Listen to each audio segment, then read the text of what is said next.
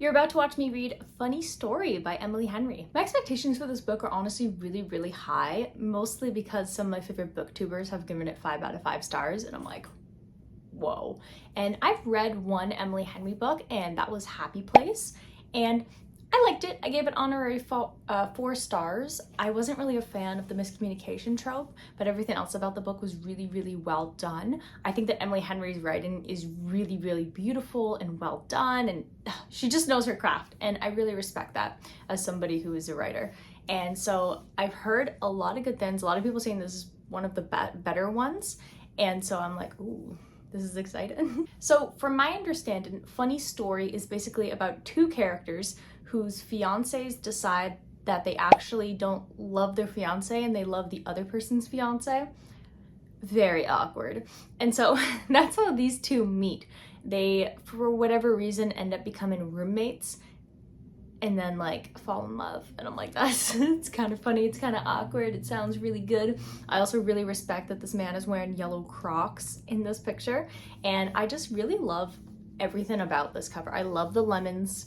I'm a lemon lover. I like to pretend my middle name is Lemon. That's how much I love lemons. Yeah, so I'm honestly really excited to read this book, and yeah, so without further ado, let's just crack it open. But wait, we know the drill. This is a hardcover with a dust cover, and I do not like dust covers, so let's see what's underneath. Oh, that's a surprise. I didn't know it was pink underneath, to be honest. I don't know how I didn't realize that.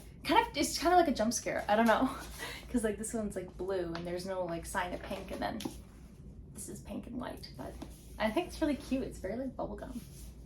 Very nice. I like it. All right, let's read for real now.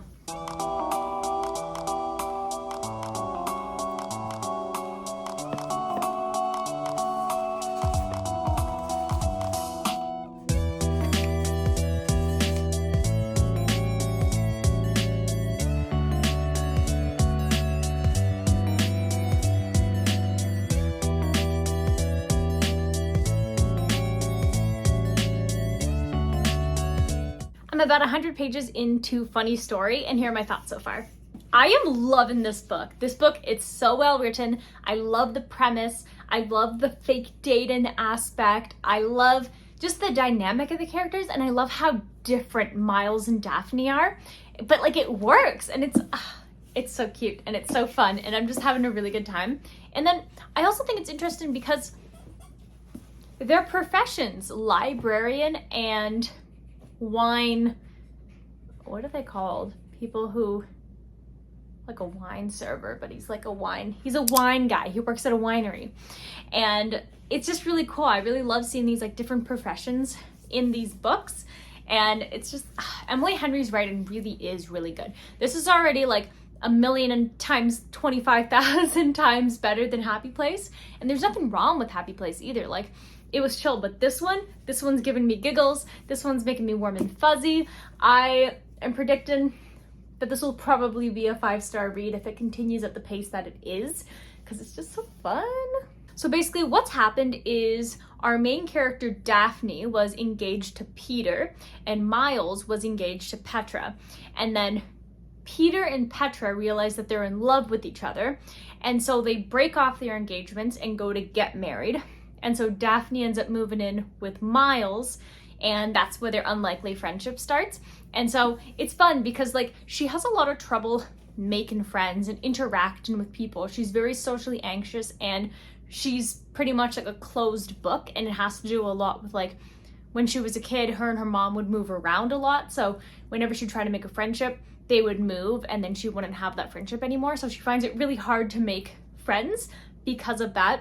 And so watching her try to like interact with people, and they kind of like, they don't understand her, but then Miles understands her, and they have good conversations, and he's like a tour guide at this point, and it's really good, especially because of how different they are. Like he's really messy and all that kind of stuff, and he's really great with people, and she's incredibly organized, but she's not really that great with people, but they just like, they mesh so well. It's really impressive, and it's really cute, and I want to see what happens next. So I will update you when I get to about the halfway point, and so I will see you in my next update.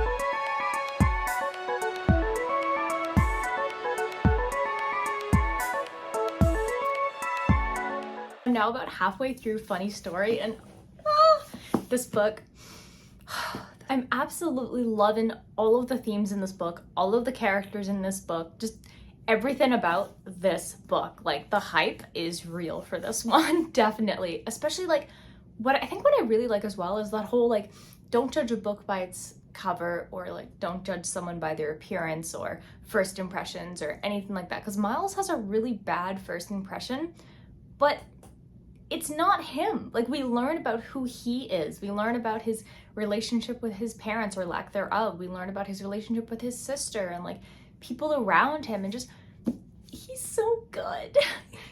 I love Miles. He's so good. And I just really love that. And then I also really like the whole theme about people can be different, but they can still work really well together. Like, every single time Daphne and Miles interact, like, they're so different, but they're also like on the same wavelength. And Daphne's ex, Peter, really doesn't like that, because the more we learn about Peter, the more like, ugh, he is. Like, ugh, always making Daphne feel bad, really just hiding her away. Like, he was really controlling. That's what it was. He was controlling in that secret way, and people don't realize it until they get out of that kind of situation. And so she's starting to kind of realize, like, oh, like, he won't get disappointed or upset with me or like kayak away because I can't keep up because I'm not as fit as he is.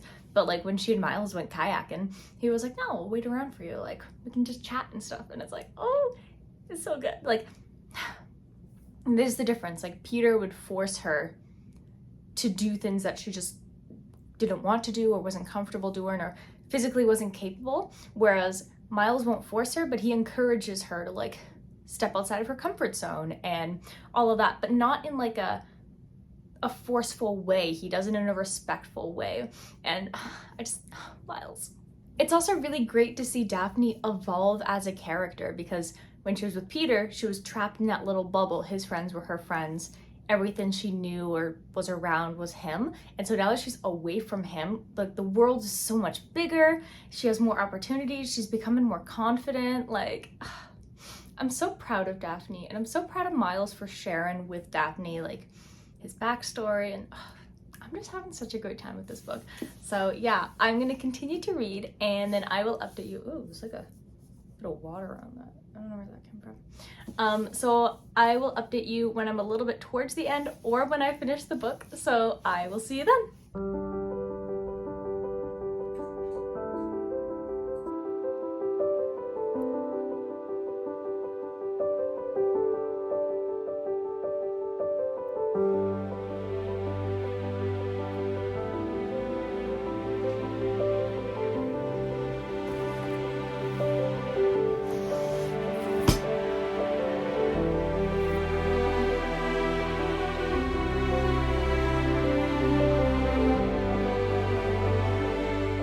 I just finished Emily Henry's Funny Story, and it was so good. Everything about this book had me like screaming. It had me like ooh and ah. It had me swooning. It had me like, oh my goodness. And then even at the point where like you have that like tension and you're like, what's gonna happen? Like, you know, there's gonna be some nice resolve at the end, but at that moment I'm like like stressed out, even though I just know it's part of the book formula. But still, I don't care. I had such a good time with it, and like, the conflicts were realistic, and I really like that people are good. People can be perceived as perfect, but there's no such thing as a perfect person. Even characters who try their best not to make mistakes or hurt people, they inadvertently still do. And we see that with all the characters in this book and how their actions are affecting other people, and it's just so good. It's so real. This is so human. And Miles, what a beautiful man Miles is. I absolutely love him, and I love all the friendships, and I also love the theme that like characters can be more than just the we, like the we as in like her and at that time Peter. She and Peter, they were the we. They had the same friends, they did the same things. Like, she didn't have a life outside of Peter. And so I really like that the book focuses on like, there's so much more. You can have your we, but that doesn't have to be your entire life. There's so many other things that exist in the world. There's friendships, there's hobbies, there's activities, and this book just does such a good job, and you follow along with the characters, and it's only like 400 pages, and so much has happened, and there's so much growth, and I really love it. This book was fantastic. Yeah, it's definitely not overhyped. I think it's underhyped, but like it's so good. I had such a great time with it. Everything about it, like the pacing, the characters, the story, the writing. This, like Emily Henry's writing really was like on fire here. I've only read one of her books, and that was Happy Place, and it was okay, but definitely this is superior in like a multitude of ways. So I definitely want to read more Emily Henry books. I think I want to read Beach Read and Book Lovers. I think that there's more, but those are the two that like have been recommended to me by people who I told I'm reading Emily Henry, and then people were like, oh, have you read Beach Read? Have you read Book Lovers? I'm like, not yet. So I'll be getting those for sure. Yeah, so Funny Story, rating time. I will be giving Funny Story a total of 5 stars today. It's definitely 5-star worthy. It was so good. It was so good. Yeah, I feel like I've hyped this a lot, but like it's really fantastic. It's a great read. So now that I'm done Funny Story, I was like, wow, I have a bit of like a hole in my heart now, because you know when you read something really good, nothing is gonna like compare to it, because this was a 5-star read. I was like, okay, I could pick something that I know is not going to be like that stellar from my shelf, just like your run-of-the-mill book cleanser books, but I'm like, no, you know what I'm going to do? I am going to try to ride that high, and that's why the next book I'm going to be reading is The Reappearance of Rachel Price by Holly Jackson. Now, for whatever reason, I felt that this was called The Reappearance of Rachel Prince. I guess I just don't know how to read. I don't know. And then I watched a video, and somebody had talked about this book, and I was like, wait a second, what? And then I went and looked at the book, and yeah, I wasn't saying it properly. But yeah, this book I'm really excited about because Holly Jackson's A Good Girl's Guide to Murder trilogy probably is one of the best thrillers that I've ever read in my life. It didn't scare me, which is also a bonus, but the plot twists, the characters, the twists, the turns, the writing, whoo, everything about it. So I am very excited to read this. I'm hoping for another 5-star read, because imagine a 5-star read and then reading another 5-star read immediately after. I got high hopes.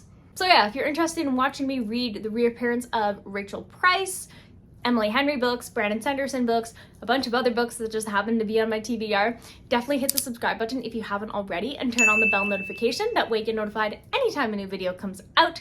If you're enjoying the vibrant trees in the background as much as I am, definitely hit the like button, and I'll see you in the next video. Bye!